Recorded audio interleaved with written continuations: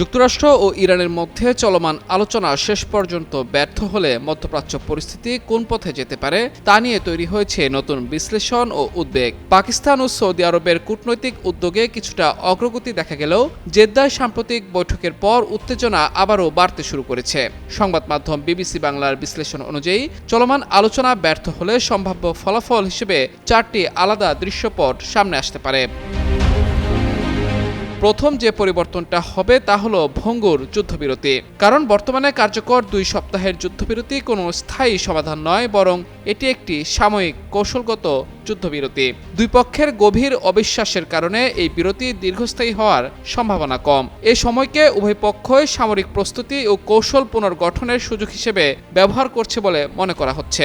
আলোচনায় অগ্রগতি না হলে যুক্তরাষ্ট্র ইরানের জ্বালানি অবকাঠামো লক্ষ্য করে সীমিত হামলার পথে যেতে পারে বলেও আশঙ্কা রয়েছে।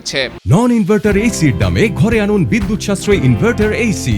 এখন 1.5 টন মাই ওয়ান ইনভার্টার এসি মাত্র 48,900 টাকা পাওয়া যাচ্ছে মিনিস্টার শোরুমে। সবচেয়ে সম্ভাব্য পরিস্থিতি হিসেবে ধরা হচ্ছে সরাসরি যুদ্ধ নয়, বরং ছায়াযুদ্ধর ধারাবাহিকতা।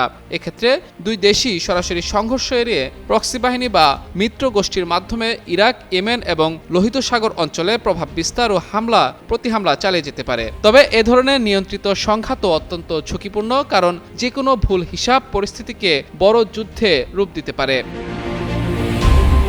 এদিকে পাকিস্তানে অনুষ্ঠিত আলোচনা ব্যর্থ হলেও কূটনৈতিক যোগাযোগ পুরোপুরি বন্ধ হয়ে যায়নি। কাতার, ওমান বা সৌদি আরবের মতো দেশগুলো পর্দার আড়ালে মধ্যস্থতার চেষ্টা চালিয়ে যেতে পারে। তবে দুই পক্ষের দাবির মধ্যে বড় ব্যবধান থাকায় দ্রুত সমঝোতার সম্ভাবনা এখনও অনিশ্চিত।